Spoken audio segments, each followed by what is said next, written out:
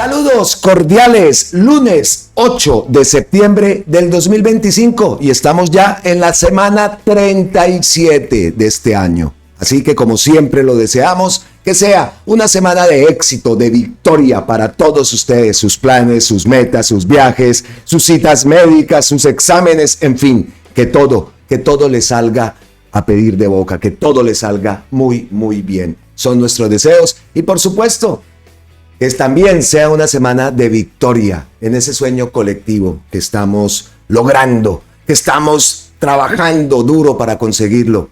Y ese sueño es la transformación de nuestro país. Así que repetimos entonces que sea una semana maravillosa, maravillosa para todos ustedes. Y les decimos, bienvenidos entonces una vez más aquí a Colombia con C de cambio, con C de campesinos, con C de constituyente.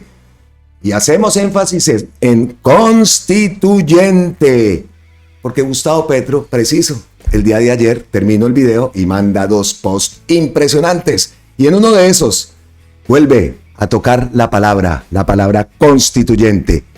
Y anuncia qué listas son las que va a apoyar Gustavo Petro. Así que no se me vayan que esto está bueno, eso lo veremos más adelante. Pero como parte de la continuidad que muchas veces queremos y lo tratamos de hacer, la continuidad entre los videos, por supuesto tenemos que tocar 2 temitas. Uno, para hacerlos como la intro, como los aperitivos, los entrantes el día de hoy. Uno tiene que ver con Japón. Nos vamos a ver qué publicó Gustavo Petro acerca de esa visita, de esa gira por Japón. Nos fue muy bien en Japón. Así la prensa se haya atragantado un poco con la lechona.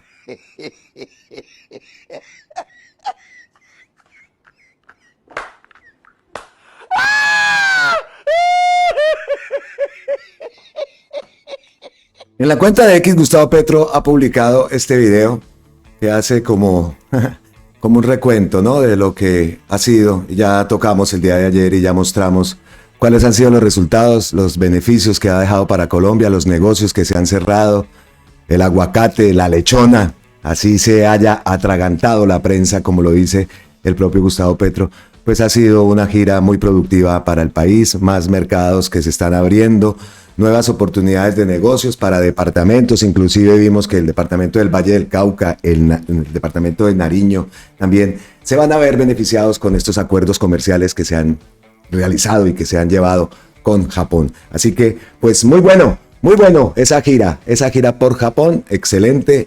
Y el otro aperitivo, el otro entrante, por supuesto que tiene que ver con Mr. Tax, Luis Carlos Reyes, el exdirector de la DIAN y el exministro de Industria y Comercio. Todas las personas que advertimos que Mr. Tax pues vamos como teniendo razón. Mr. Tax es un tipo desobligado, con un proyecto político. Es de esos que se montan a un bus ganador y cuando ve la cosa difícil se va. Alguien que me ayude, finalmente será candidato presidencial. Sí, es candidato presidencial, Isabel Vera, que es la que postea esto. ¿Teníamos razón? El tiempo como que va aclarando las cosas, ¿no? Después de esa gran respuesta que le dio Gustavo Petro ayer a Luis Carlos Reyes, llamándolo el gato pardo, ¿no? Y nos acordamos de esas palabras de Gustavo Petro cuando hablaba en ese Consejo de Ministros que ministros estaban llevando una agenda paralela, una candidatura a la par que estaban haciendo ese trabajo de ministros. Eso fue uno de los detonantes de Gustavo Petro cuando descubrió todas esas intenciones y efectivamente, ¿no? Vemos que Luis Carlos Reyes, candidato presidencial, el liscano ese, candidato presidencial. Así es la cuestión. Entonces, Luis Carlos Reyes, persona que para mí nunca me lo he pasado, nunca, pues le ha contestado al post del gato pardo, como lo llamó Gustavo Petro, y ha dicho, presidente, es infame la forma en que politiza usted el genocidio en Gaza. Miren hasta este punto, esto es ser uno cretino en la vida. Solo por estar de acuerdo con mi candidatura presidencial. Garzón.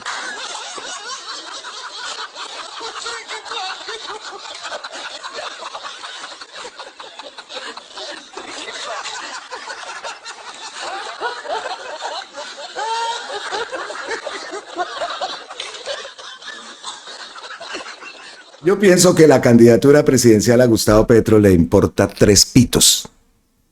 ¿O es que cuánto porcentaje tiene? Lo que sí seguro le duele a Gustavo Petro es cómo se burlaron de él, ¿no? Cómo se burlaron, cómo se les dio la oportunidad y lo que terminaron haciendo era una agenda paralela, haciendo todo lo contrario que Gustavo Petro decía y ordenaba. Y el caso de este personaje, Luis Carlos Reyes, es especial, porque tiene que ver con la prohibición que dio Gustavo Petro delante de todo el país de no exportar más carbón a Israel. Y aún así, este personaje lo siguió haciendo. Y ahora viene a decirle a Gustavo Petro que politiza el genocidio en Gaza, que pone en riesgo mi vida y la de la familia, la de su familia, con sus palabras. Y después termina diciendo que radicará denuncia por injuria y calumnia en la comisión de acusaciones.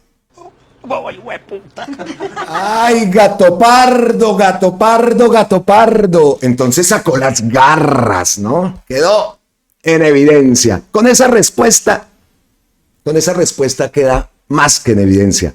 Dice Jackie, la orden era no más carbón para Israel, clara y sencilla. No le busque pelo negro a gato blanco. Y nunca es gato, y hablando de gatos, no, gato pardo.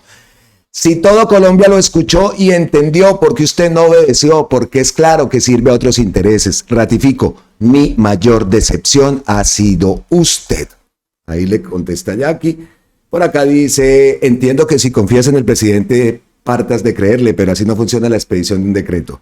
Confiaba en usted, en su trabajo, no solo yo, muchos colombianos. Si usted era tan correcto como ahora se muestra, nunca debió aceptar un cargo en este gobierno y declararse como opositor desde el comienzo. El presidente ha sido el mismo desde el comienzo. Usted fue quien mutó. A ver, ¿qué más? Eso, bueno, han tenido muchas respuestas. Ustedes no las estaban viendo. A ver, veamos más acá. Hay varios que había uno, Honestamente, los funcionarios del gobierno están para cumplir las órdenes del presidente. El que no las cumpla o no se identifique con ellas, mejor renuncia y ya. Se evita todo este tema tan lamentable. No es comportándose como un niño exministro. El que lo está asesorando para su candidatura está pifiado si le dijo que eso estaba bien. Criticarle hasta la dormida del presidente. Es el post de Marce Portilla, post que compartimos y la opinión pues de nosotros es la misma, ¿no?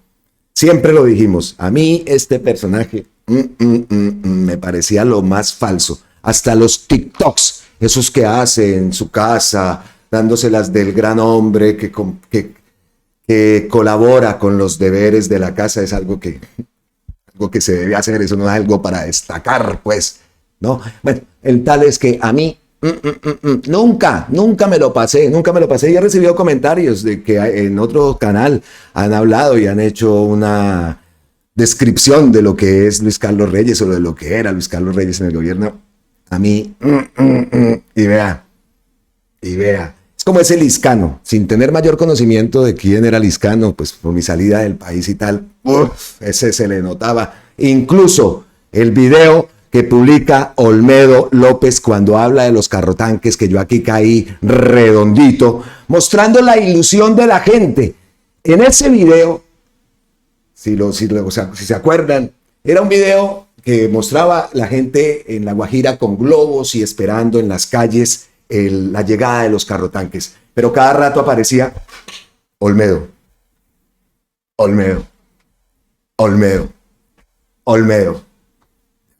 Yo cuando pasaba esos videos, esto aquí no es se entendía algo raro estaba ocurriendo en esos videos. Repito, yo aquí caí redondito porque lo que yo quería mostrar era eso, la ilusión de la gente y cómo esa ilusión se daba en resultados con los carrotanques. Afortunadamente, pues por allá están en La Guajira haciendo y cometiendo su función después de ese escándalo que nunca debió ocurrir en este gobierno y que también nos deja muchos aprendizajes. Pero ese tipo de acciones, ese tipo de videos, yo soy muy en esos, analizo mucho, eso me encanta y siempre he visto mucho más allá de lo que se muestra en un plano o en una imagen, una pieza gráfica. Siempre, por ejemplo, acá Gustavo Bolívar está hablando y estoy viendo por allá las playas, el mar, todo lo que hay allá alrededor.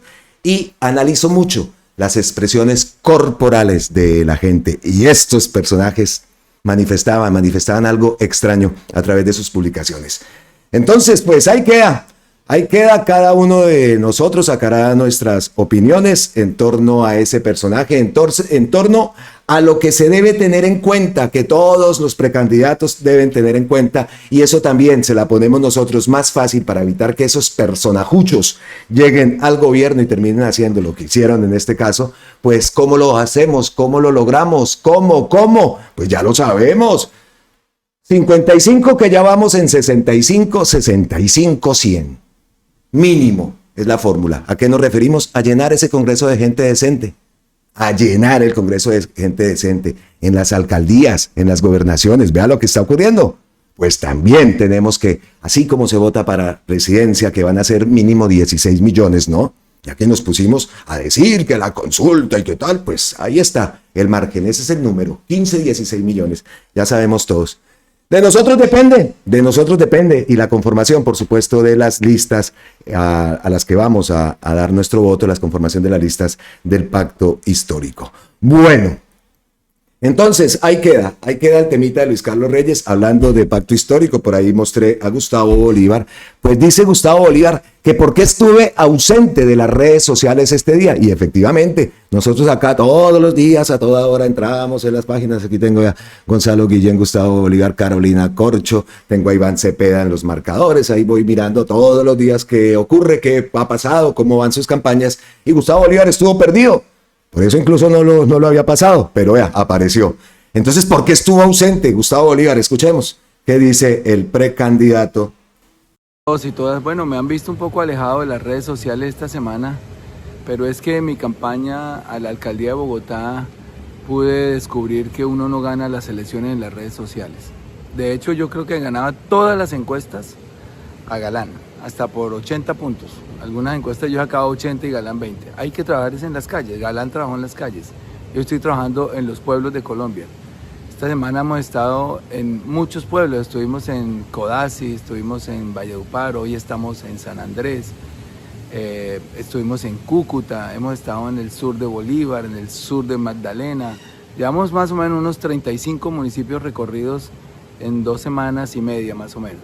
Pero bueno, hago acá un alto para referirme a la votación que obtuvo el magistrado Camargo, y por la cual muchos, bueno, no sé si muchos, pero algunos compañeros salieron a felicitarlo. Yo no estoy diciendo que el abrazo constituya una prueba de que la señora que abraza al magistrado haya votado por él.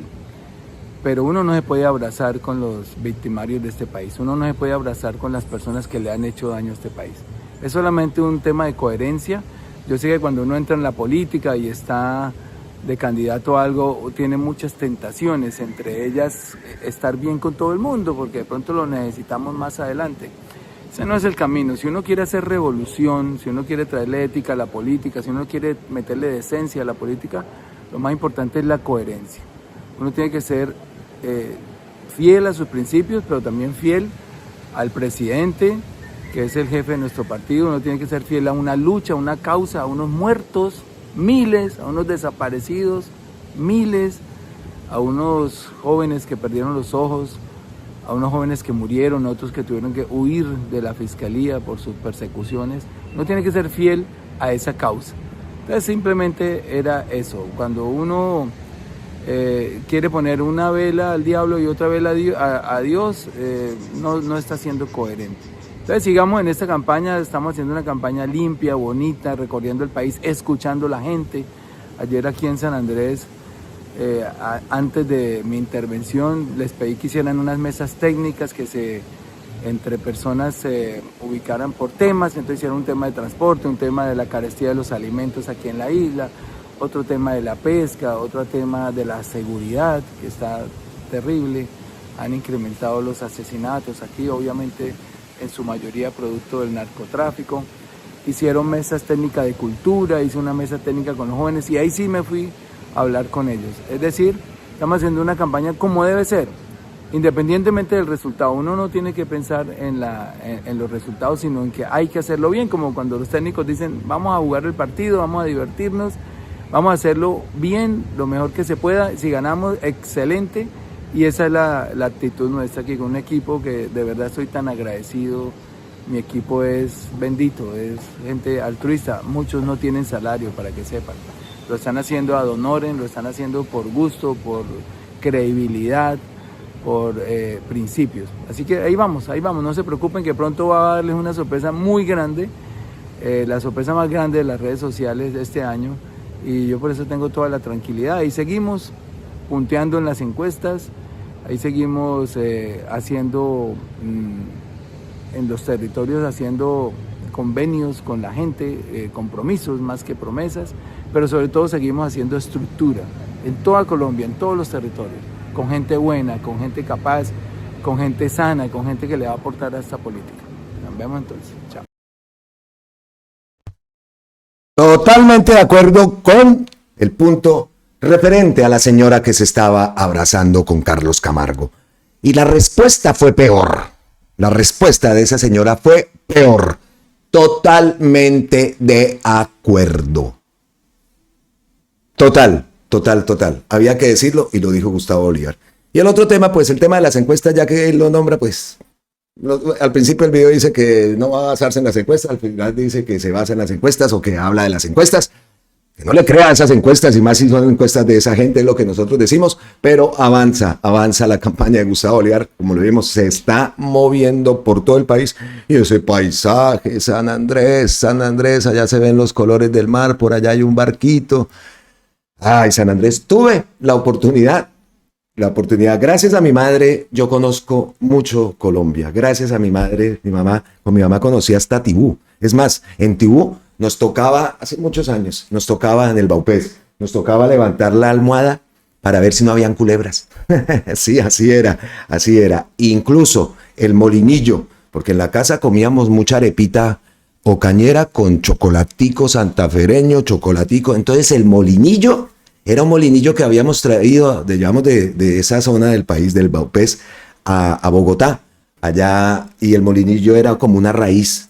Tenía unas paticas, ¿sí? Así, era como así, y quedaba espumoso ese chocolate traído del Baupés. Y también tuve la oportunidad, mi madre trabajaba en Telecom y a ella la enviaron un mes largo, casi mes y medio, para San Andrés. Y obviamente, pues cogió el chino y se lo llevó para San Andrés.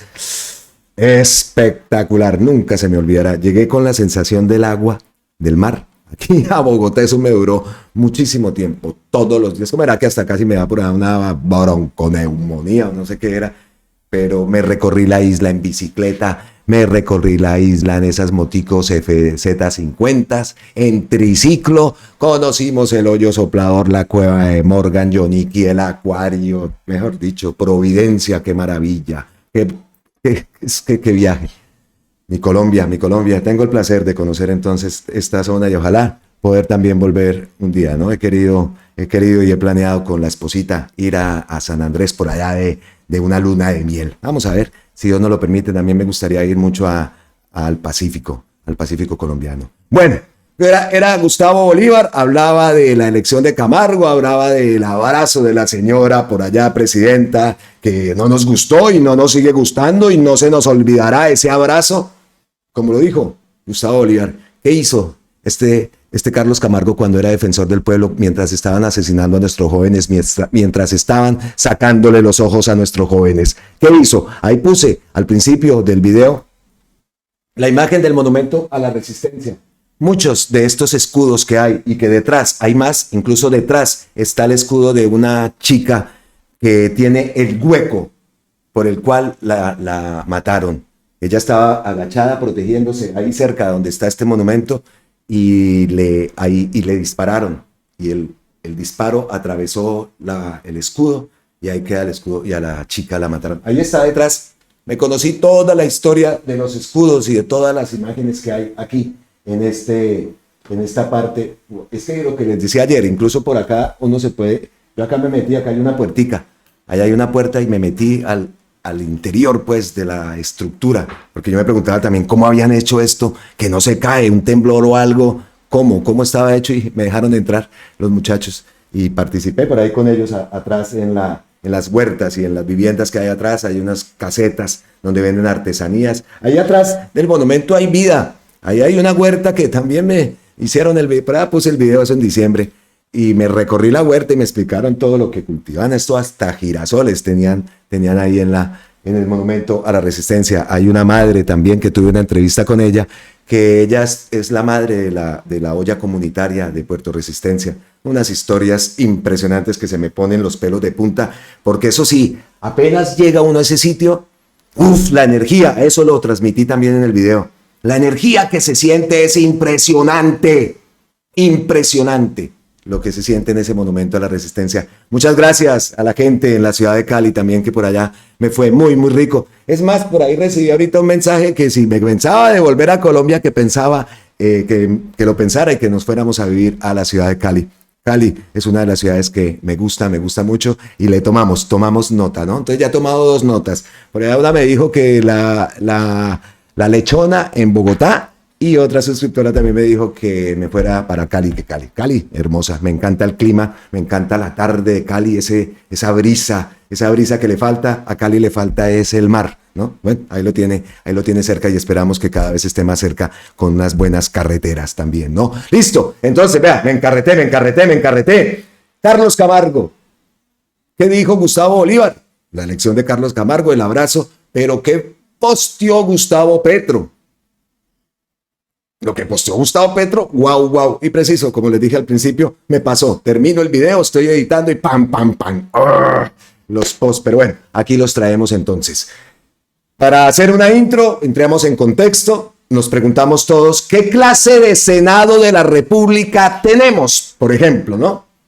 Los últimos presidentes, hagamos un recorderis. ¿Quiénes han sido los últimos presidentes del Senado? Tienen investigaciones gravísimas. ¿Verdad? Bueno, y estos entonces también eligen como magistrado de la Corte Constitucional a un individuo de dudosa ortografía. Aprueban proyectos que benefician a quienes les dan plata para sus campañas. El yo te elijo, tú me eliges, yo te elijo, tú me eliges, y por allá Jaime Garzón lo dijo él también desde hace muchos años. Es esa práctica que es recurrente, y es una de las cosas que me encantó del discurso del senador precandidato Iván Cepeda, esa forma de atacar esa corrupción instalada ya en nuestro estado. Eso es lo que yo quiero de un precandidato, eso es lo que yo quiero de un presidente. ¿Cómo se va a hacer para parar eso? Es que ya está enquistado, como decimos, ¿no? El algoritmo, la plata, el billete, todo encaminado, los funcionarios, es toda una estrategia. Entonces, ¿cómo se va a atacar eso? Es uno de los puntos que debemos preguntar, y hacemos un frenazo aquí. Y puede sonar que estoy hablando de una cosa y termino hablando de otra, como también lo dijo en algún momento Jaime Garzón. Es que los colombianos estamos hablando de un tema, seguimos hablando del otro, cruzamos por otro, volvemos por otro, seguimos por aquí, y entonces América y Cali, pero no jodas que América iba a perder. Lo que pasa es que si hubieran alineado al pibe hubiera sido mejor, porque lo que pasa es que la América, no jodas que la América, pero si la América es de los Rodríguez, hermano, y la América y los Rodríguez dijeron que no, y uno después dice, ¿de qué estábamos hablando? Y el frenazo es porque no lo escuchamos a Gustavo Bolívar tampoco hablar de deporte. Nada de deporte. Bueno, entonces ese era el frenazo, dejamos el frenazo y seguimos entonces hablando del Senado de la República. ¿Qué clase de Senado tenemos, no? Y vimos esa elección de Camargo. Entonces aquí viene el post de Gustavo Petro, y hágame el bendito favor.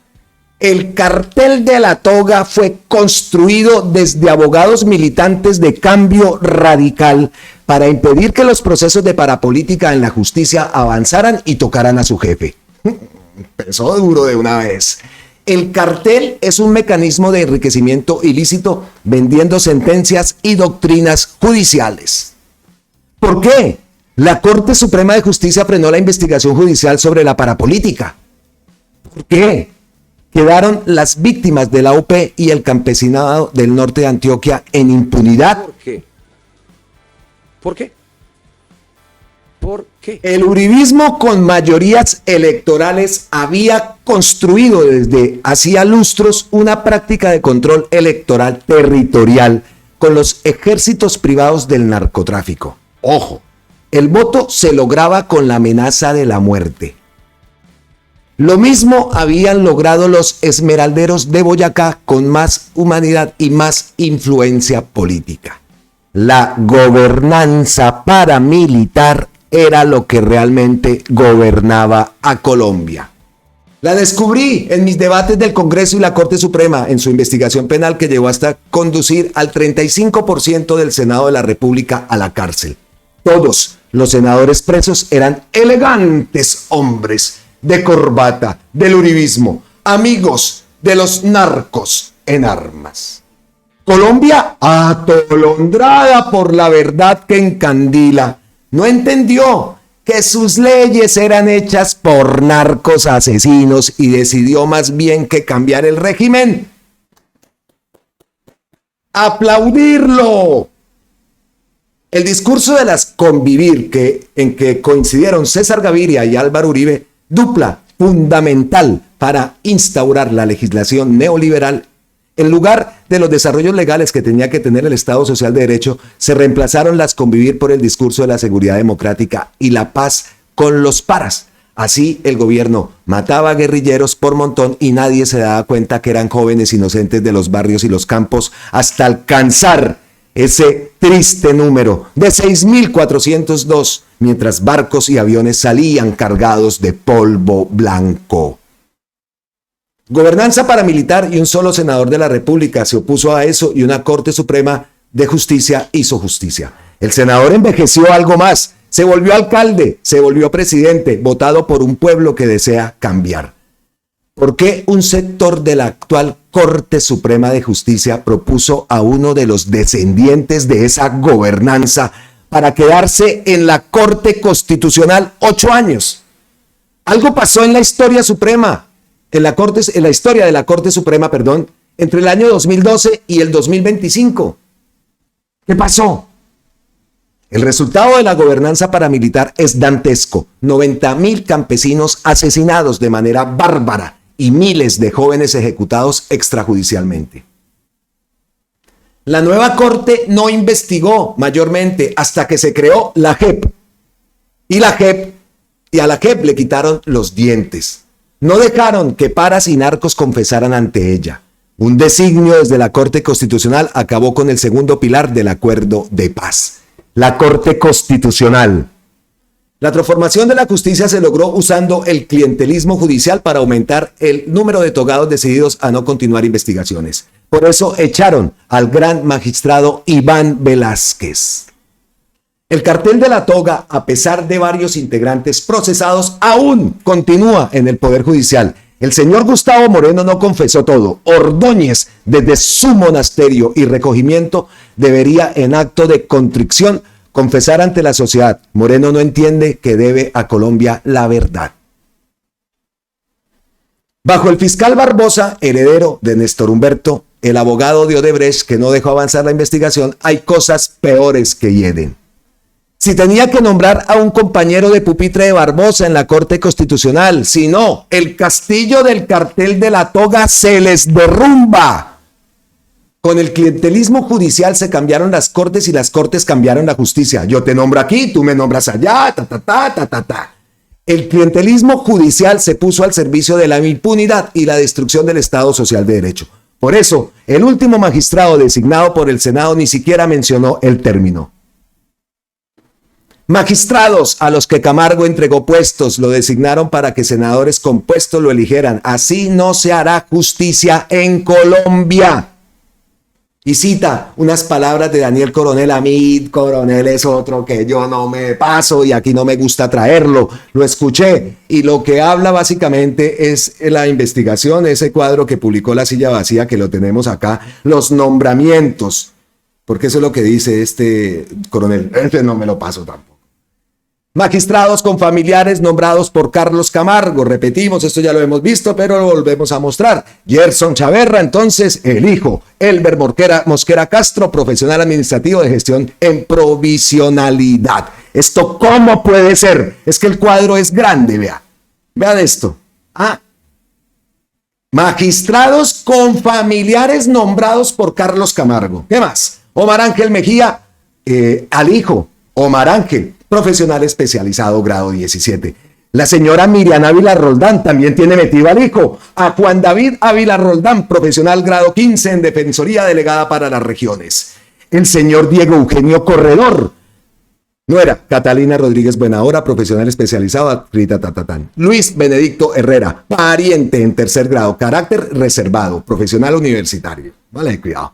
Víctor Julio Usme, carácter reservado, contrato de prestación de servicios. Jorge Hernán Díaz, carácter reservado, profesional, a la hija la tiene y el de anterior a la esposa.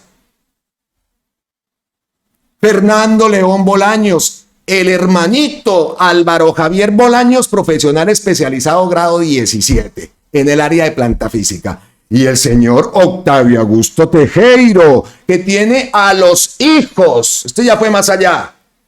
La firma de abogados Tejero, Díaz y Bider Abogados, contrato de servicios profesionales, la contratación fue por 120 millones de pesos. Este derecho, esto es un derecho de petición, porque también la silla vacía la cogemos todos con pincitas, ¿no? Es un derecho de petición que fue enviado a la Corte Suprema, por eso le damos credibilidad. Y el diseño pues lo hizo María Paula Acosta de la silla vacía, que le quedó muy bonito el diseño, muy chéverongo. Nos explica claramente quiénes fueron los magistrados con familiares nombrados por Carlos Camargo, y a eso es que se hace referencia Gustavo Petro en ese post que cita a Daniel Coronel, ¿no? Listo, por ese lado tenemos eso.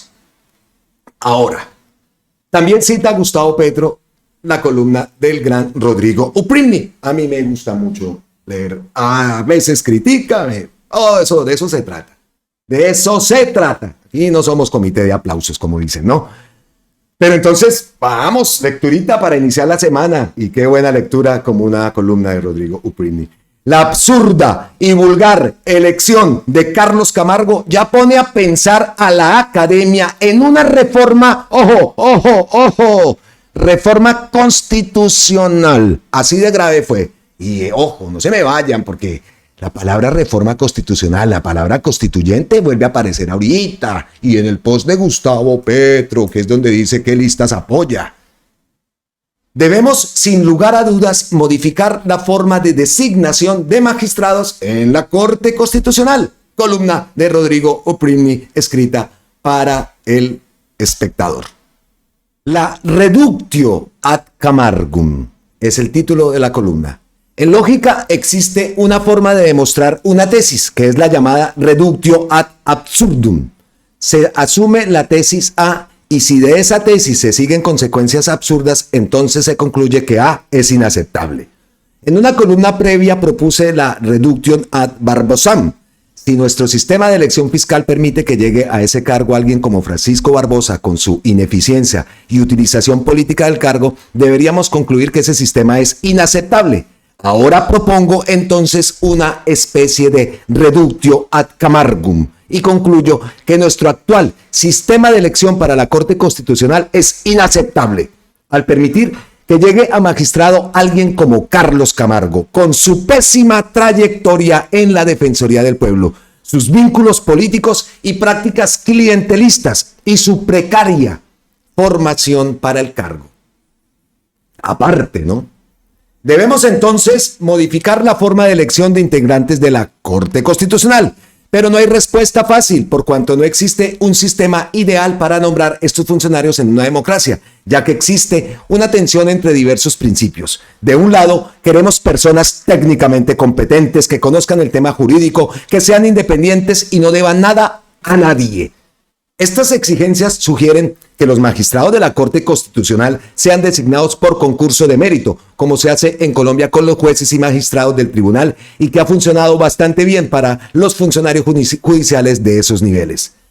Pero de otro lado, las decisiones de las altas cortes, en especial aquellas de la Corte Constitucional, tienen impactos enormes. Además, Las normas constitucionales son abiertas, por lo cual admiten interpretaciones razonables diversas que puedan estar condicionadas por las visiones filosóficas de los magistrados. Por eso, algunos consideran que la designación de los integrantes de la Corte Constitucional debe tener algún mecanismo que permita a las fuerzas políticas de origen popular tener alguna incidencia en la composición de estos tribunales, a fin de orientar la jurisprudencia en una forma más compatible con las dinámicas sociales. Y por ello consideran que su elección no puede ser por concurso de mérito, sino que debe ser política, o al menos tener algún filtro político.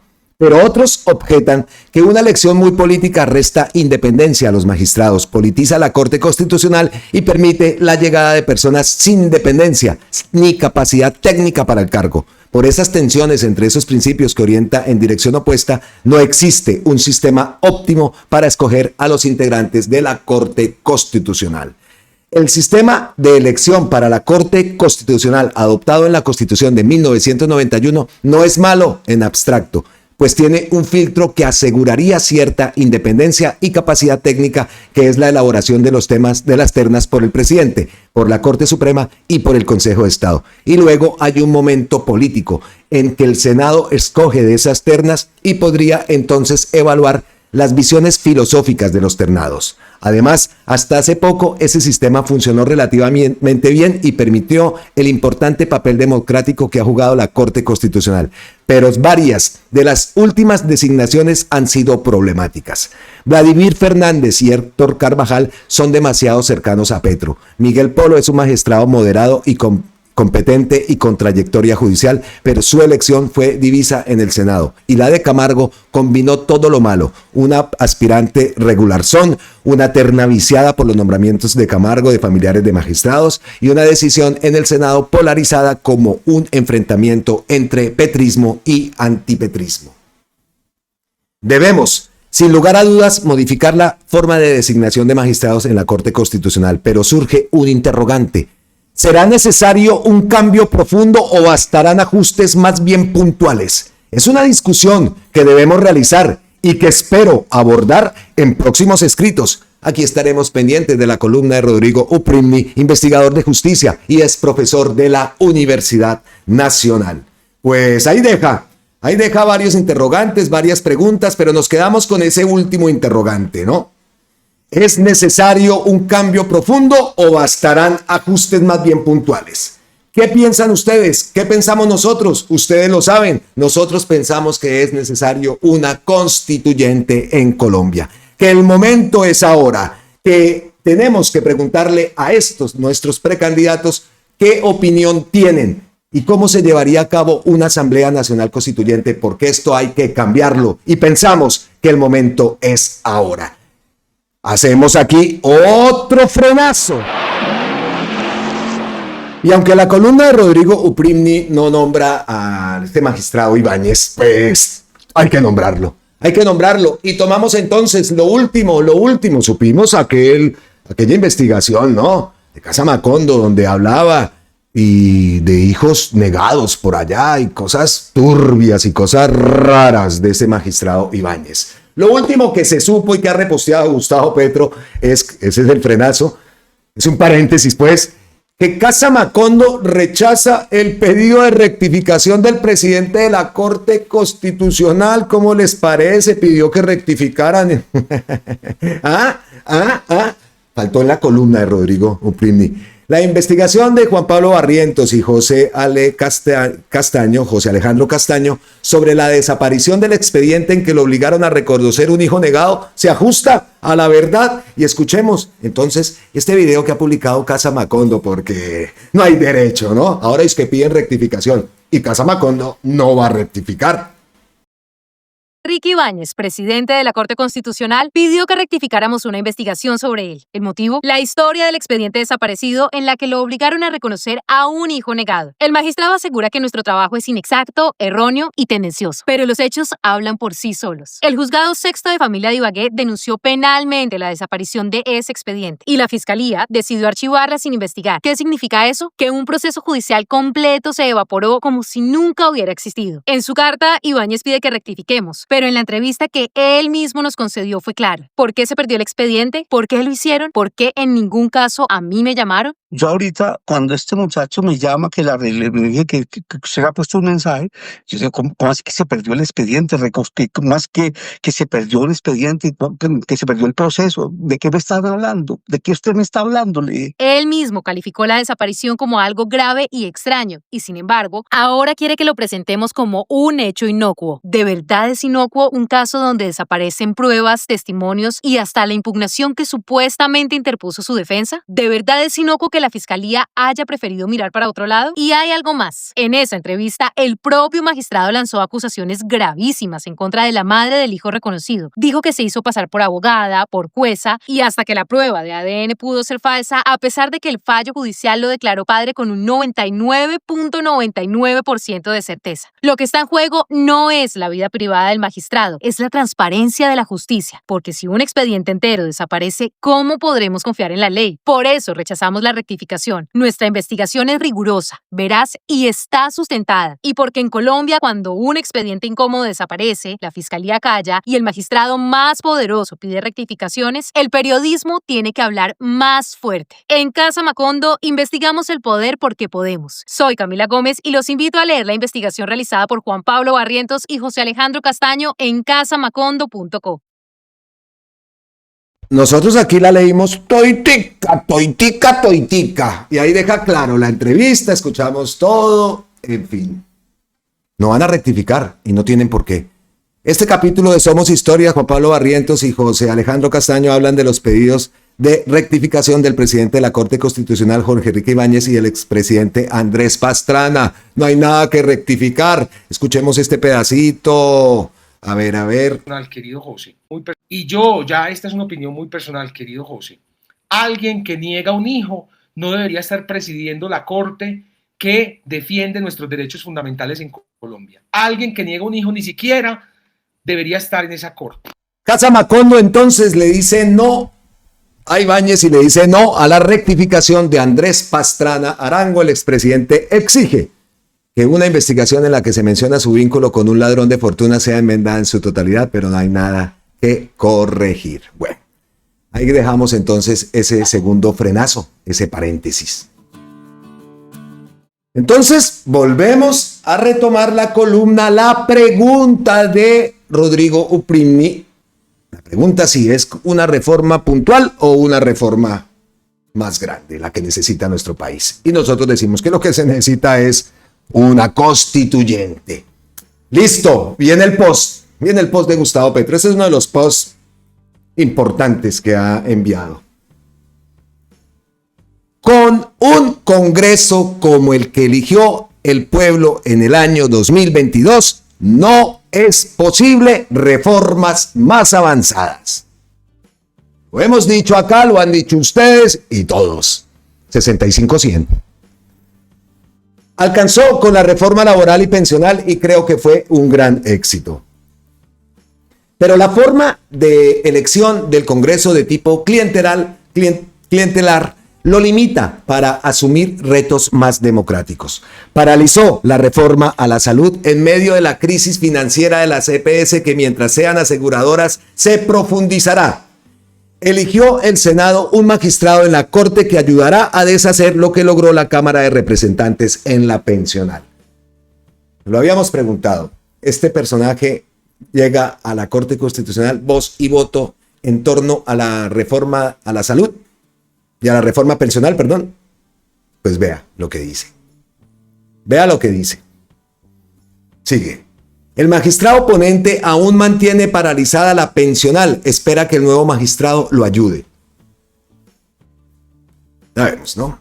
Pero indudablemente la forma de elección de un magistrado que produce una estela de clientelismo en sus últimos años para llegar a esa posición demuestra la pertinencia tanto de las reformas sociales como de la reforma a la justicia para que sea poderosa y no clientelar. Para eso se necesita esa palabra reforma, no. Una reforma constituyente, dice Gustavo Petro. No más palabra reforma, no más equipo de comunicación, no más esa palabra reforma. Y más, si va con constituyente, no queda. no queda bien, no queda bien, no queda bien. Puede que en política, en esto se maneje de una forma, pero la forma para llegar el proceso de comunicación a la gente, esa palabra reforma, no se debió utilizar nunca. La palabra es transformación, o hay varias. El lenguaje, nuestro idioma es tan amplio que hay muchas más palabras, y no tocar esa palabra reforma, desechar esa palabra reforma, la transformación de la salud, la transformación al sistema penal, el sistema judicial, la transformación en una asamblea constituyente, pero no utilizar la palabra reforma. Listo, es una apreciación nomás. El pueblo aprendió del proceso. Avanzamos bastante a pesar del ocultamiento de la prensa. Los logros son evidentes, pero hay que avanzar más en la construcción del Estado social de derecho que el nuevo magistrado ni se atrevió a pronunciar en su discurso. Cada vez que hablo de la necesaria constituyente sacan a relucir la reelección. Bueno, ya no hay tiempo de reelección, así que saco el tema de nuevo. Para Colombia es de absoluta pertinencia una reforma constitucional. Reforma. En varios temas, las transformaciones sociales, la adaptación al cambio climático, la garantía de los derechos de las gentes, la transformación al sistema de justicia para que cese la impunidad y sea la verdad y la restauración de las víctimas. El proceso constituyente depende de las firmas de la ciudadanía y del nuevo Congreso que se elija. Que la lista que se proponga sea una lista pro-constituyente y vuelva a realidad la orden del pueblo con sus firmas. ¿Esto se puede empezar ya? Lo pregunto. ¿Esto se puede hacer ya? Empezar a recoger esas firmas. Listo, y ahí viene. Me preguntan a quién apoyo yo. Yo apoyo una lista al Congreso y Cámara pro-constituyente. Y nos preguntamos entonces si este movimiento, si esta acción de recoger firmas, pues se puede empezar a llevar a cabo. Y nos basamos en esta publicación de Isabel Vera. Ella es ingeniera de alimentos, orgullosamente unibayuna, coordinadora de la Colombia Humana para el Valle del Cauca.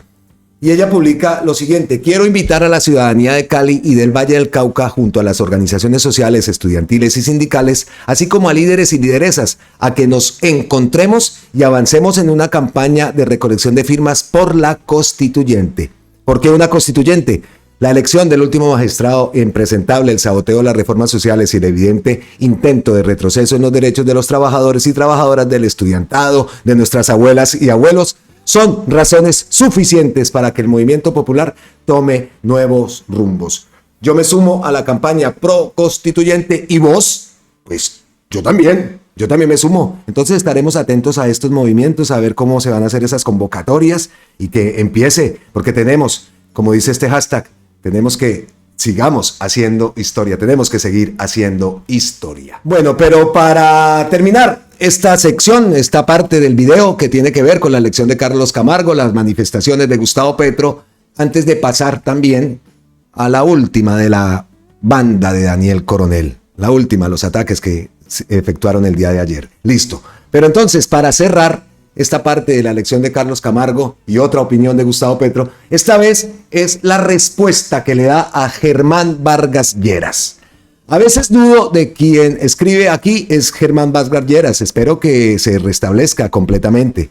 Lo dice primero y aquí pues habla de la elección del magistrado Camargo, en fin. Sucios mentirosos fue una de las palabras que utilizó Gustavo Petro también. Listo.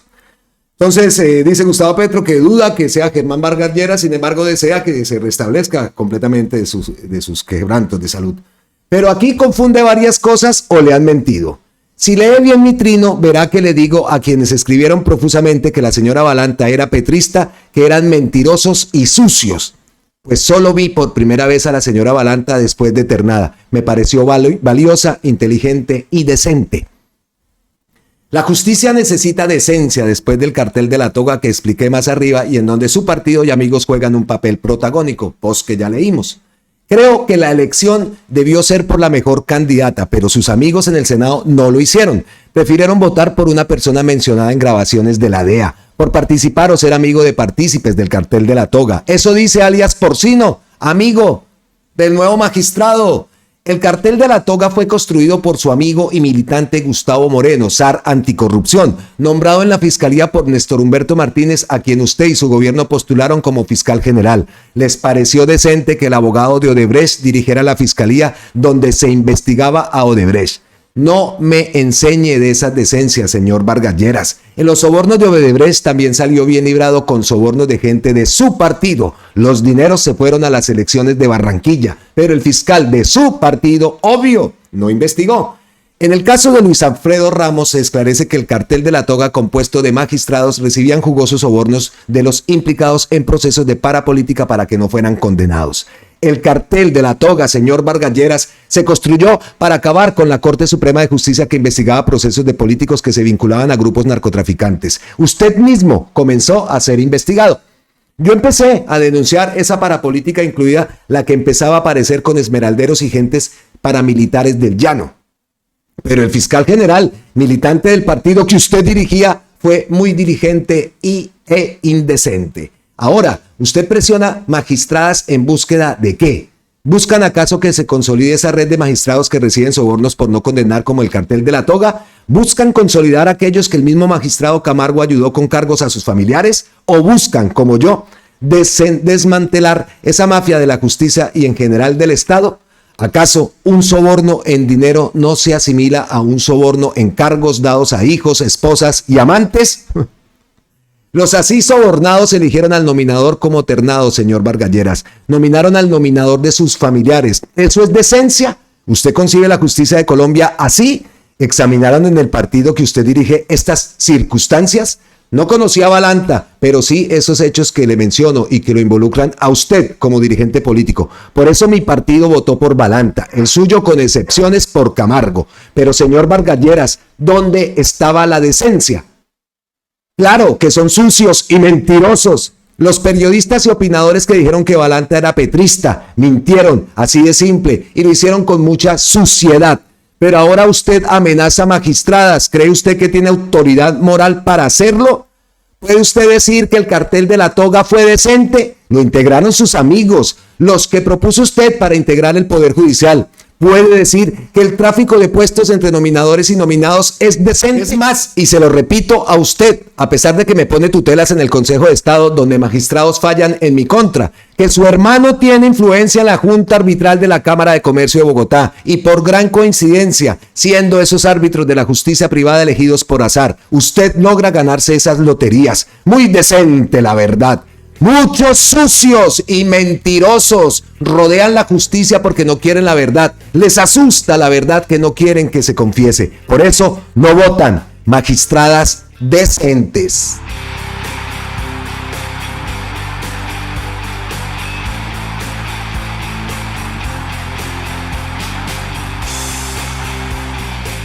Vaya, vaya, vaya.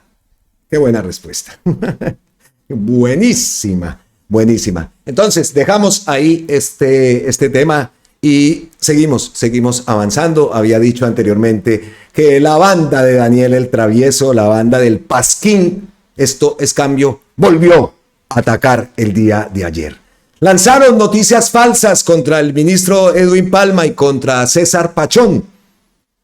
Eso es algo recurrente, siempre lo decimos, esperamos a ver con qué barrabasada sale Daniel Coronel y su banda, que cada vez son más parecidos o cada vez se le igualan o están en esa competencia con el otro Pasquín y el otro Pasquín de Medellín, el que se hace llamar el colombiano.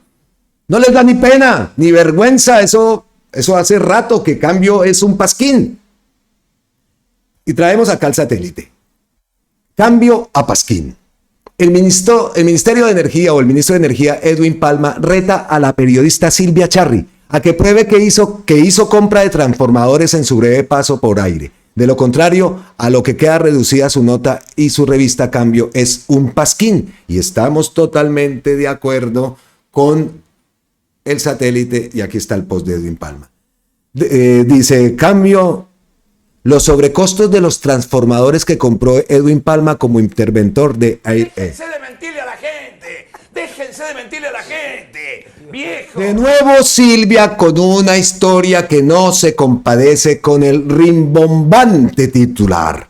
Sería bueno saber a quién le hace el favor la periodista porque no es a la verdad ni a la información objetiva. Lástima en lo que ha terminado. Esto es cambio, lo venimos diciendo. Hay un solo hecho que derriba cualquier historia. No hice ninguna compra de transformadores en ese contrato durante mi corto paso por AIRE. La reto, Silvia, a que pruebe eso. De resto, a lo que queda reducida su nota y su revista es a un pasquín. Y por el otro lado, a César Pachón. ¿Otra vez sopa? ¿O no investiga o le venden pescado podrido? ¿Quién salió ahora? Chiquito Ackerman, por supuesto. Chiquito Ackerman. La ADR Colombia, bajo la presidencia de César Pachón, la Agencia de Desarrollo Rural, bajo la presidencia de César Pachón, se volvió escenario de conflicto de interés, favores políticos y hasta sermones religiosos. El campo merece desarrollo, no rezos oficiales. Chiquito, Es que... ¿Otra vez sopa? ¿O no investiga? ¿O le venden pescado podrido? Los hechos que usted describe ocurrieron antes de que yo sea presidente de la ADR Colombia. De hecho, lo primero que hice cuando asumí fue pedir la renuncia inmediata. Estimado coronel, esto pasó un consejo de redacción. Creo que no sobrevive ni a un chequeo de ChatGPT. Consejo de redacción y hecho por coronel o por... No, amigo César Pachón, eso ya es recurrente. Eso es cambio. Ese es cambio que nos quieren meter por la boquita, así nos quieren meter a Fajardo, por supuesto. Lástima que por allá vimos al senador Iván Cepeda y eso sí es algo que ya lo hemos visto. El senador Iván Cepeda es bastante amigo, digámoslo, o bueno, participa bastante con Daniel Coronel, pues ya en torno también a todo esto del juicio. Ellos han tenido pues una cercanía, ¿no? Ahí lo vimos en los Danieles y definitivamente no aguanté de verlo al lado de esa mujer y de esos dos babosos ahí. Lástima ese pedacito, ese puntico, pero bueno, es parte también, eso lo sabíamos y yo siempre lo he dicho por ahí, a veces, hace rato dije, que el senador Iván Cepeda reposteando a ese pasquín de esto es cambio. Pero bueno, entendemos su posición y su cercanía también en torno al juicio de Álvaro Uribe, que por un lado vemos, y lo diré siempre, por un lado vemos la transmisión de la audiencia y las palabras y tal, bueno, en fin. Y por el otro lado vemos la audiencia del juicio de Álvaro Uribe y cómo interviene y tal. Y por el otro lado lo vemos calladito, con el fajardo uribismo. Eso sí, silencio total, ¿no? Eso no lo dejaremos de decir. Ahí quedan entonces, demostrados y queda al descubierto, una vez más, qué es ese portalucho que se llama cambio. Bueno, y hablando de pasquines, tenemos que irnos al pasquín, que en este momento encabeza, pero que cambio ya le está llegando al ladito, ¿no? El pasquín innombrable. Porque lo último que ha ocurrido también en torno a Nicolás Petro, que tiene que ver también, se involucra a la innombrable, a Vicky Dávila, pues el abogado de Nicolás Petro ha publicado lo siguiente. Venimos haciéndole seguimiento también a una cantidad de noticias que han surgido en torno a este caso de Nicolás Petro, que esta semana que pasó hubo y vimos varias audiencias, ¿no? Bueno, entonces publica Alejandro Carranza, repetimos, el abogado de Nicolás Petro, el abogado de Gustavo Petro, frente a las últimas actuaciones que desde su campaña política ha venido desplegando la candidata Victoria Eugenia Dávila, nos atrevemos a afirmar que estamos ante un nuevo cartel de fiscales, de los fiscales, cartel de la toga, cartel de los fiscales. Las señales son claras. Primero, pese al presunto fraude procesal de Daisuris del Carmen y el fiscal Mario Burgos con el principio de oportunidad y pese a los reiterados incumplimientos procesales de Daisuris del Carmen en el caso Laura Ojeda y frente al caso donde es coimputada la fiscalía con la fiscal Lucy Laborde Calla, omite y posible Lucy Laborde Calla no es el apellido, ¿no? No sé si será el apellido, es que ahí le faltó la coma. Bueno, Lucy Laborde calla, omite y posiblemente prevarica, se queda sin actuar. Eso no es impunidad.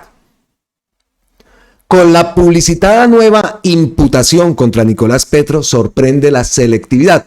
¿Hay investigación contra el gobernador de la época? ¿Hay imputaciones o condenas contra los funcionarios que intervinieron en los contratos? La respuesta es no. Vicky solo quiere a Nicolás, porque atacarlo y humillarlo le da puntos de campaña en esta Colombia polarizada. Ay, Victoria Eugenia. Más grave, el sábado 6 de septiembre en la mañana, a las 8 de la mañana, la candidata anuncia en X la nueva imputación.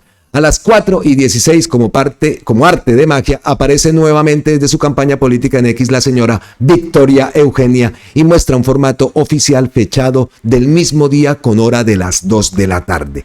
Ese documento, la defensa de Nicolás Petro no lo conoce y todo indica que fue hecho bajo presión de campaña. Conclusión, estamos frente a una fiscalía que parece actuar al ritmo de una candidata convertida en maquinaria electoral. La sospecha es legítima. Esa imputación no nació en un despacho judicial, sino en la sala de redacción de una campaña política. Esto genera preguntas inevitables. ¿Dónde están las imputaciones al gobernador de la época? ¿Dónde están las investigaciones a funcionarios públicos de la gobernación? ¿O es que la candidata solo ordena imputaciones selectivas contra Nicolás? ¿Estaríamos entonces ante un cartel de los fiscales que opera paralelamente a la Fiscalía Colombia al servicio de la campaña de Victoria Eugenia Vicky? La justicia no debe prestarse para este juego. No puede ser altavoz de aspiraciones personales ni herramienta de persecución selectiva. Denunciaremos formalmente ante las autoridades en las próximas horas. Una fiscalía paralela. Señora. Ay, señora fiscal, también usted, qué decepción tan grande. A ver, ¿qué dice por acá que publica el abogado? Nueva imputación contra Nicolás Petro, le imputarán interés indebido en celebración de contratos y falsedad en documento. Hace 1 año y medio fue llamado a juicio por lavado de activos y enriquecimiento ilícito. Piden medida de aseguramiento. Lo denuncié con la redacción como directora de Semana. Va lento, pero será justicia. Ser hijo del presidente no puede ser suficiente para comprar impunidad. Fiscal del caso contra Nicolás Petro hará nueva imputación. El fiscal es Mario Burgos, ¿no?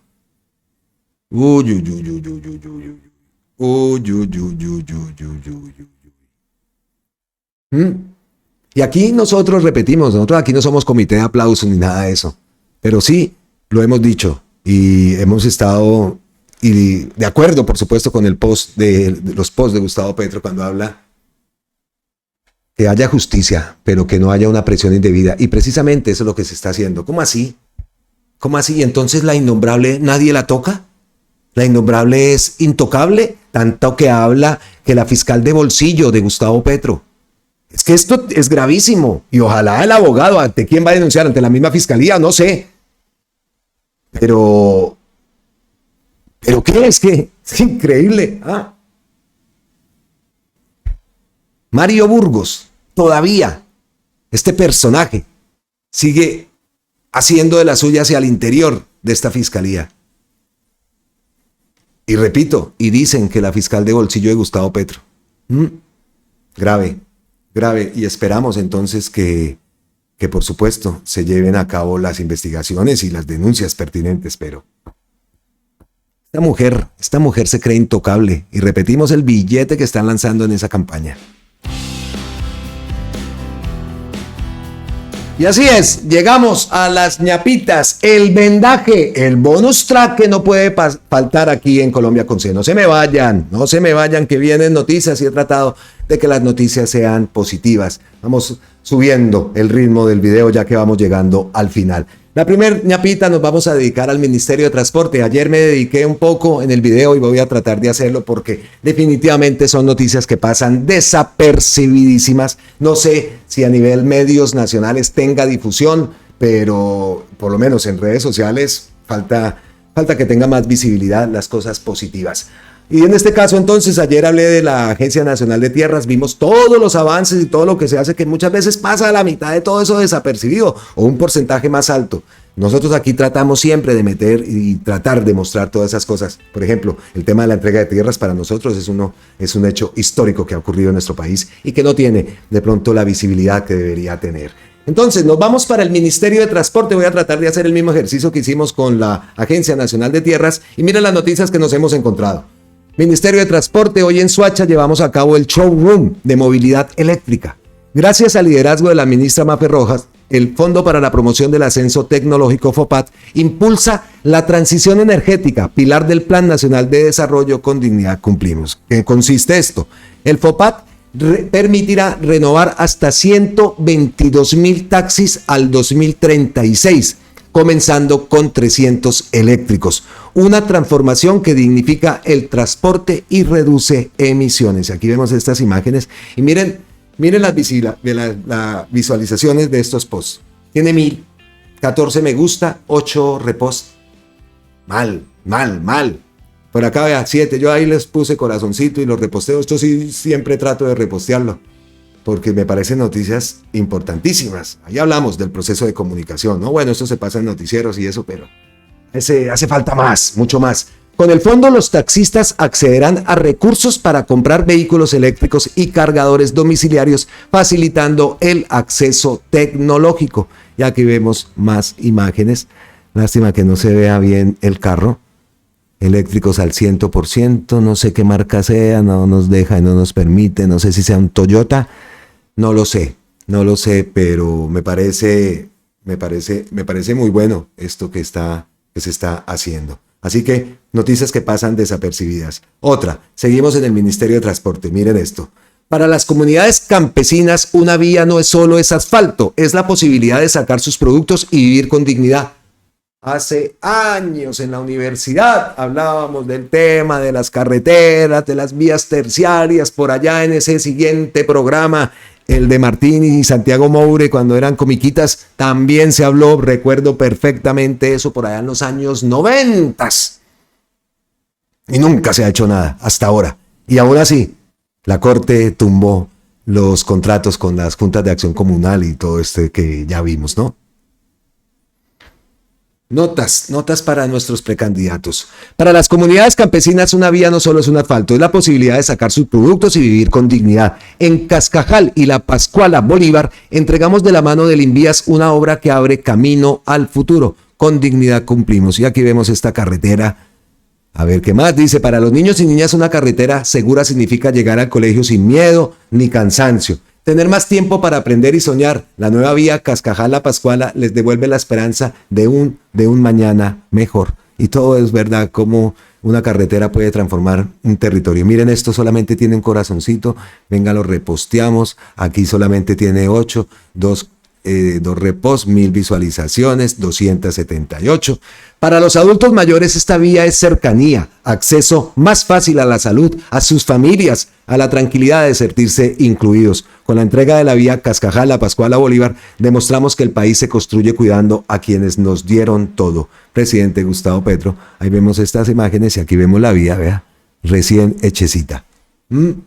Noticias que no ocurren, vea, dice acá. Para la población vulnerable, la conectividad no es un lujo, es garantía de derechos, acceso a oportunidades y dignidad. La vía Cascajal-La Pascuala conecta la vida de 3,000 habitantes con un futuro más justo. Y aquí vemos imágenes de habitantes de este pueblo, de esta zona del país. Los niños, los grandes beneficiados en todo esto. Eso es cambio. Siguiente, en el Ministerio de Transporte. Publica que obtuvimos una licencia ambiental para construir 2 viaductos en la vía Ciénaga-Barranquilla, un paso decisivo para enfrentar la erosión costera y garantizar la conectividad de la región Caribe. Aquí vemos entonces Barranquilla-Ciénaga, Ciénaga-Barranquilla. Ay, en Colombia, los peajes en esa vía carísimos. Y de Santa Marta a Cartagena, la pagadota, y de vuelta, la pagadota. Bueno, esas vías están en muy buen estado, ¿no? Eso sí, pero qué peajes y cerquitica, esos son como 3, 4, todos están cerquita, pero ahí por lo menos se ve algo de, no están en buen estado, aunque los peajes me parecen también excesivamente caros. Listo. Esas noticias son las que digo que pasan desapercibidas. Vimos incluso la cantidad de reposts de corazoncitos, muy pocos, y pasan, como digo, desapercibidas. Siguiente ñapita. tiene que ver con Gustavo Petro y parte del título que lo he dejado hasta el final. Me descubrieron. Descubrieron a Gustavo Petro. ¡Qué vaina, qué vaina, qué vaina! Hasta un escritor que admiro hizo un artículo sobre mis hombros. Me quedaba grande la chaqueta y no la había planchado el dueño.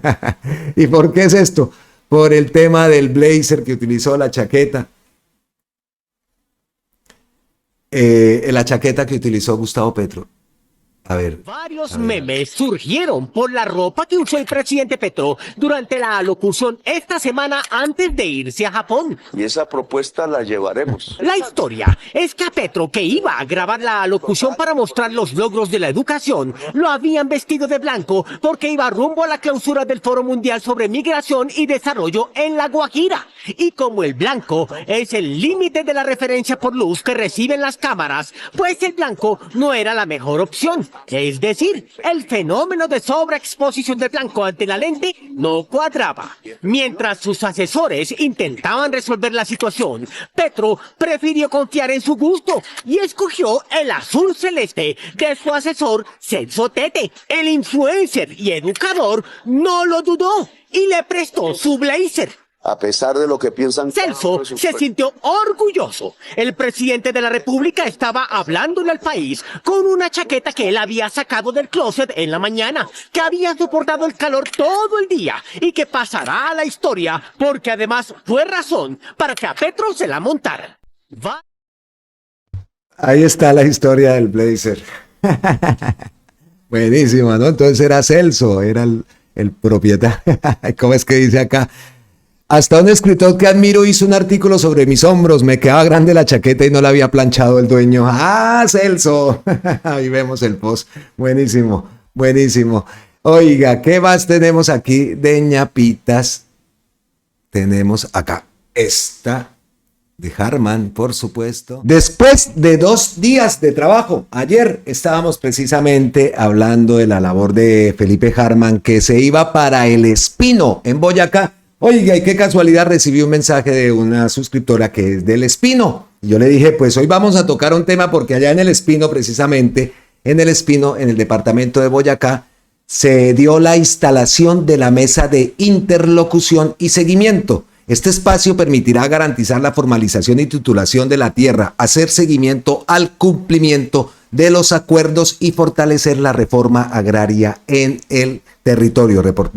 Recordamos entonces, después de 2 días de trabajo interinstitucional con la Federación de Campesinos del Nororiente, culminamos nuestra agenda en El Espino, Boyacá. Entonces vamos a escuchar a Felipe Harman, que publica este video. Bueno, después de 2 días de trabajo con los compañeros de las alcaldías municipales del Cocuy, del Espino y distintas administraciones municipales, la Gobernación de Boyacá, la Superintendencia de Notariado y Registro, la UPRA, el Ministerio de Agricultura y el Instituto Agustín Codazzi con la Federación de Panameros, hemos llegado a un acuerdo sustancial por el cual creamos la Mesa de Interlocución y Seguimiento entre la NT y la Federación de Campesinos Panameros del Nororiente Colombiano, seccional Boyacá, en beneficio de los campesinos habitantes de la provincia de Norte Gutiérrez Valderrama, departamento de Boyacá.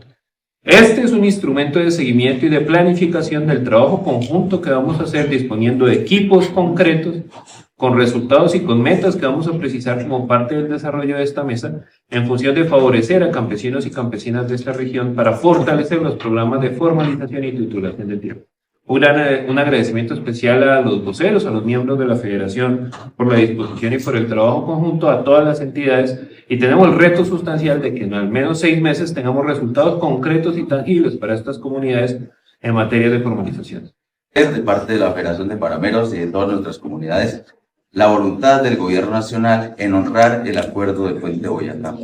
Estamos cumpliendo, tenemos acá pues la presencia de la Agencia Nacional de Tierras. Gracias, doctor Felipe Harman, por esta voluntad que ha tenido para escucharnos, pero también para ofrecer las rutas que necesitamos para que empecemos a tener seguridad jurídica en nuestros predios, para que los campesinos tengan la tranquilidad de que ahora sí son dueños y señores de sus predios acá en nuestra provincia. Recordamos que esos son los acuerdos a los que se llegó en esa mesa de diálogo que se instauró ahí en Venta Quemada. Recordamos el 7 de agosto, esos días, pues esos son los acuerdos y cómo el gobierno sí está cumpliendo, y me encanta ver a los representantes de los parameros que estaban en un principio pues en contra, y los vemos ahí trabajando activamente en esas mesas de diálogo.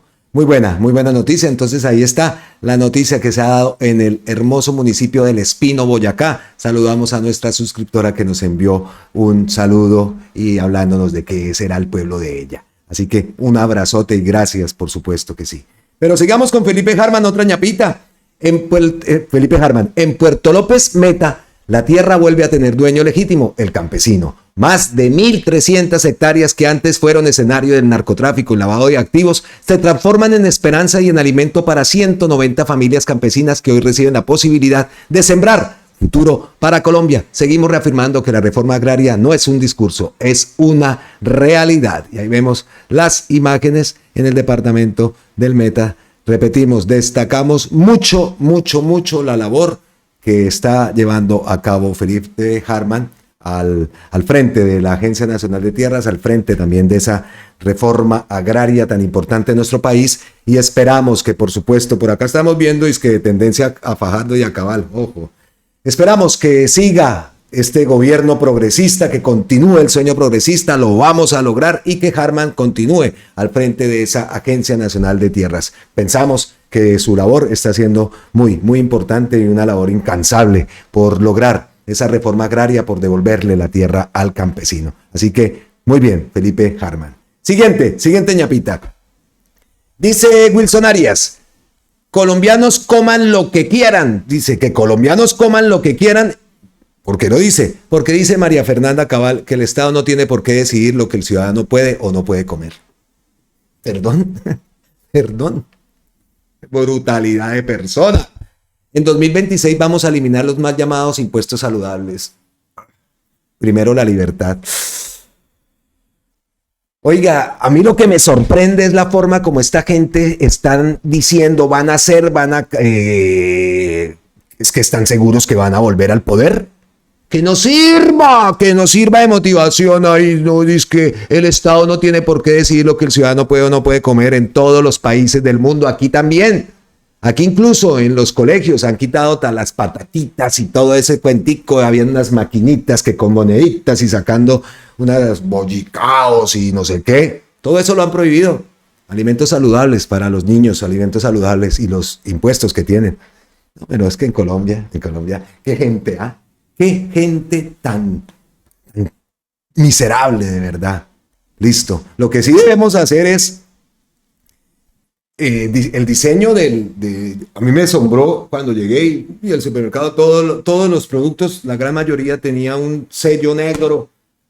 Eso está mal diseñado. El sello negro que dice que tiene sodio, que tiene no sé qué, sí, eso merece un diseñito mejor. Hola, está bien, es alerta, pero no sé, no queda bien. A mí me gusta, no tritique, pero de verdad que ese sello negro no cuadra. Hay muchas más formas de hacer eso con diseño, con una presentación en el empaque de un producto, pues mucho mejor, no de esa forma. Que cumpla su función, por supuesto, pero no así.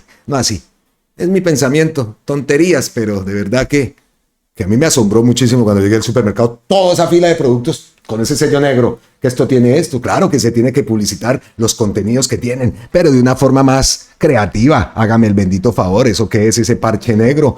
Me pareció horrible. Entonces, ahí queda Wilson Arias que dice que colombianos que coman lo que quieran, se opone a la entrega de tierras a pequeños campesinos quienes realmente alimentan el país. Quieres favorecer la industria de los ultraprocesados. En 2023, Ardila les dio a los políticos más de 7.000 millones a sus campañas. Ahí está.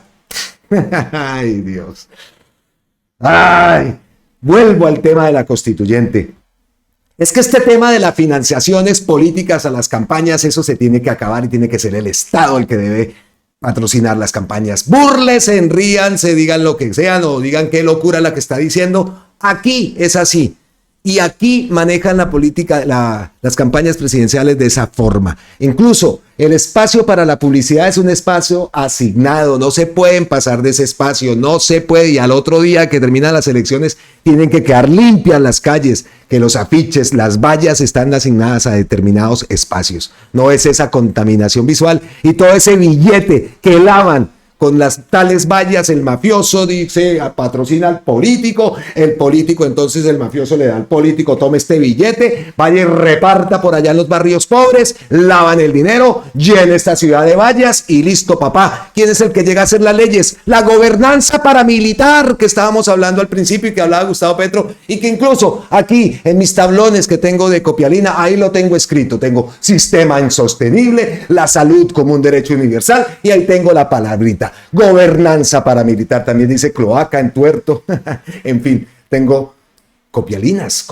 y allá tengo otro tablones que tengo acá pegados para cositas que se me escapan, no tener esas palabras presentes. Y esa es una de ellas, la gobernanza paramilitar, que es una realidad y que ha sido una realidad en Colombia. Siguiente ñapa, trabajadores de Supergiros. Oiga, y esto también sí que lo vi, porque yo no sé, para pagar, resulta que para pagar la tal factura de Movistar, que con la aplicación, que con no sé qué, sin la cuenta y sin nada, es un complique.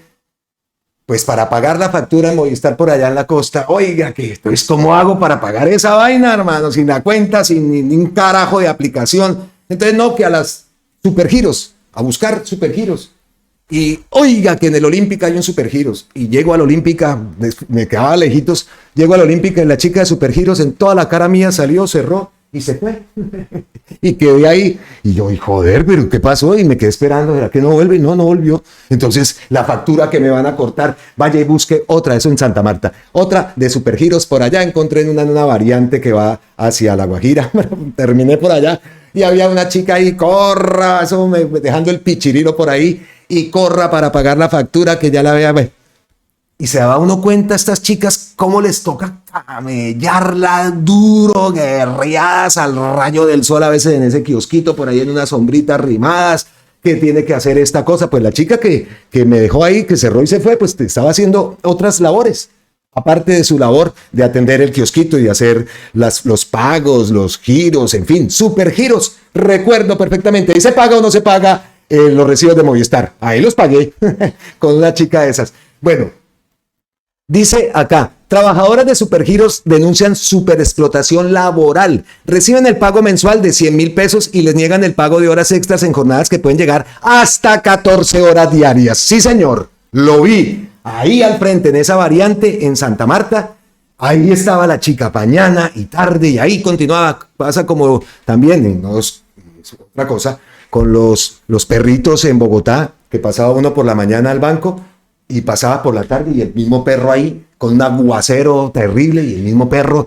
y oiga que es el mismo perro. Yo con los perros parece el paso, no se pueden hacerles cositas, pero yo les hago y los pilla uno. Y volví al cajero y ahí estaba el perro. O volví al banco y ahí estaba el perro. O volví a pasar por ahí y ahí estaba el perro. Y eso no es de ahora, eso no fue en este viaje, eso siempre ha sido así en Bogotá. Y en Bucaramanga también veía uno muchos perritos que trabajaban todo el día. No sé si eso también al final se haya regulado. Vamos a difundir la noticia de estas chicas. A ver, vea. Sí, así estaban. Supergiro. Me siento muy insatisfecha por el sueldo que nos vino este mes. Un mes no es justo que nos haya venido en 100,000 pesos.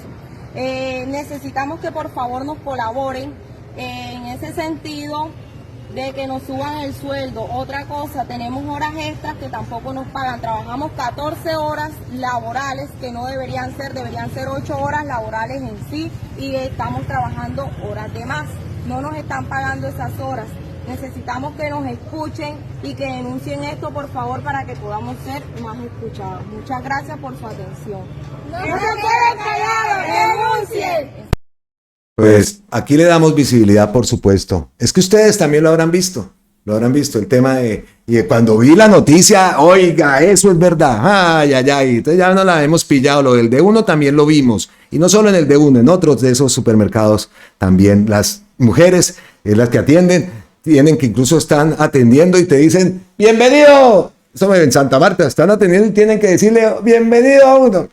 Qué chévere el detallazo. Pero la misma mujer la ves después limpiando, recogiendo, cuidando la seguridad, saludando, diciendo bienvenido. Hasta una por allá dijo en la costa, estos cachacos que se vienen aquí a cocinar.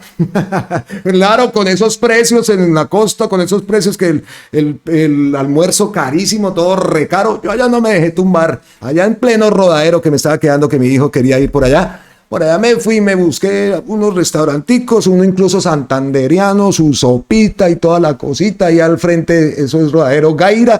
Pasaba una autopista, una avenida que lleva hasta el Rodadero. Y hágale, papá, las comidotas con limonadota, 15.000. 15.000. Eche, no joda, yo me iba a pagar por allá 50.000 por una mojarra. No joda. 15.000. Y también hubo mojarrita y arrocito de coco, a pesar de que era santanderiano el restaurante. Así que bien por esa denuncia, que ojalá sean escuchadas. ¿Y cómo así, ministro Sanguino? Supergiros, hay que ponerle atención a Supergiros. Siguiente, ya para allá, tengo un enredo ya.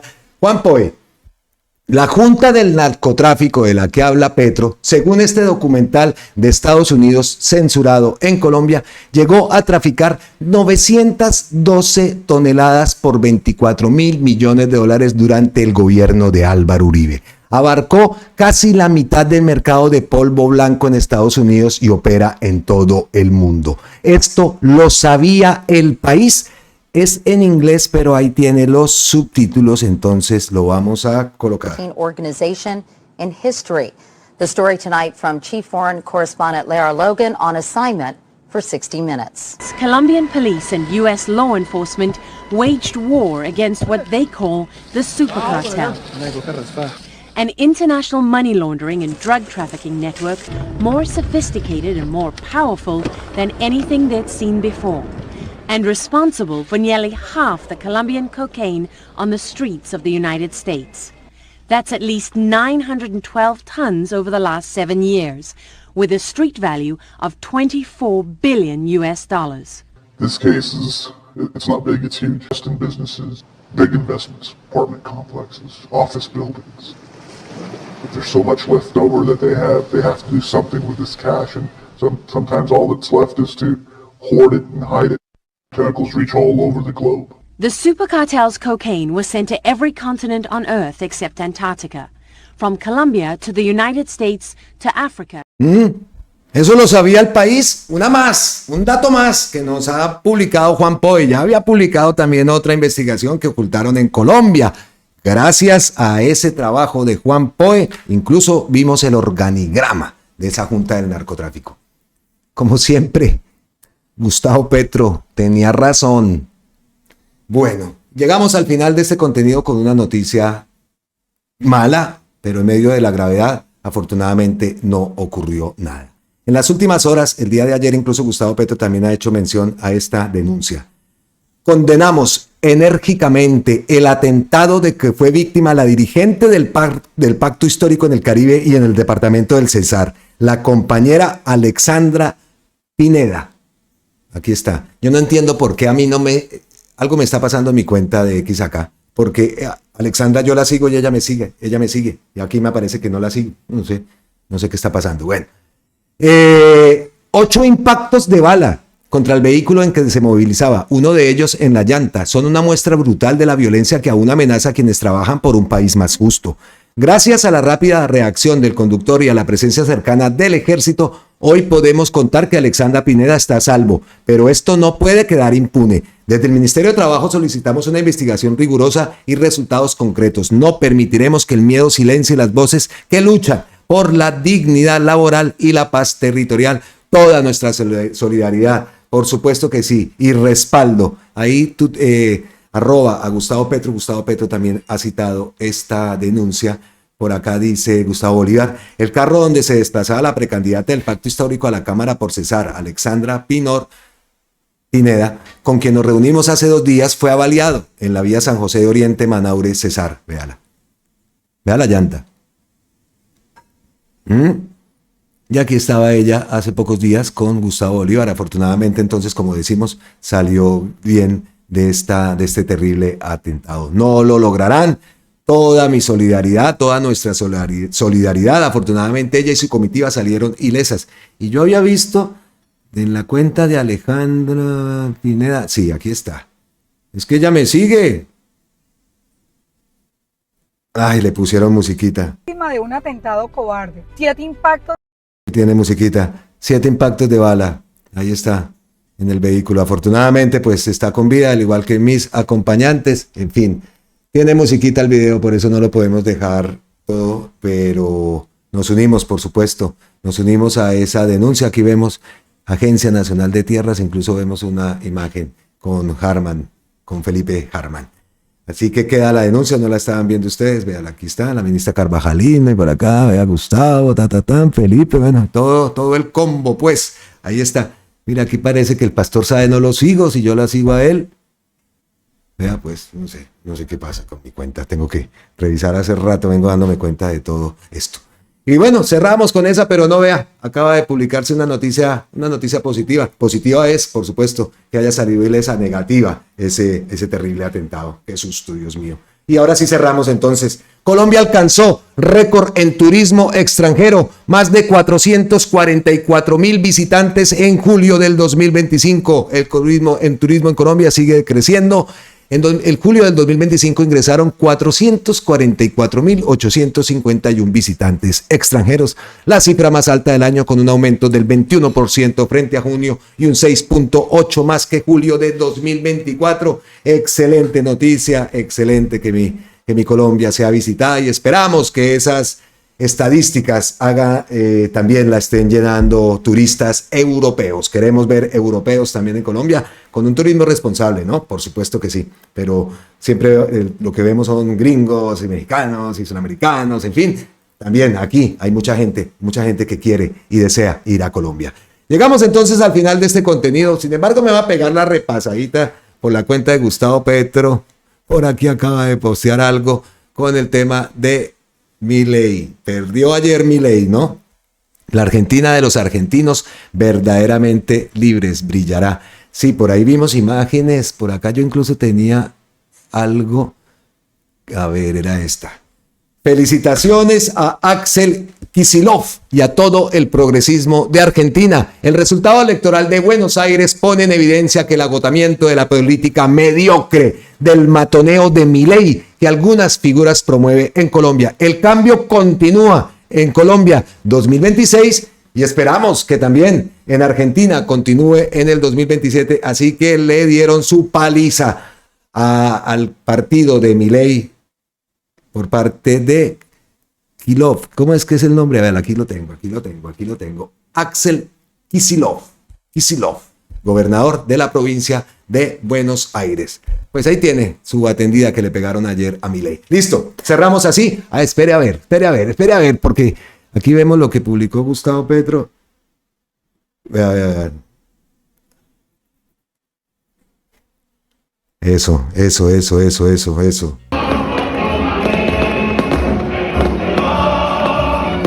Muy bien. Publica eso Gustavo Petro, y antes de eso, ¿qué más ha publicado? Vea esto.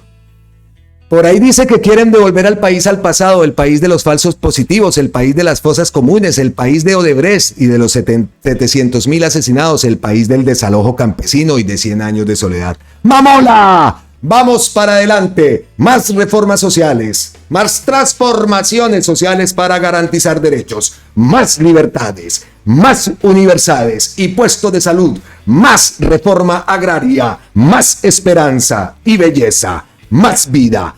Ha llegado el momento de las revoluciones por la vida en todo el mundo, y ese post nos sirve para llegar al final de este contenido. ¡Qué buena energía! Lo vamos a lograr, claro que sí. No pasarán. Nos vemos en la próxima. Abrazos ancestrales desde la distancia y, como siempre, millones de gracias eternas, totales, infinitas a todos ustedes. Miles y miles de bendiciones. Sudé con ese último post de Gustavo Petro. Me cayó perfecto. Nos vemos en la próxima. Feliz semana, feliz resto de día. Abrazos, besos y miles de bendiciones para todos. Chao.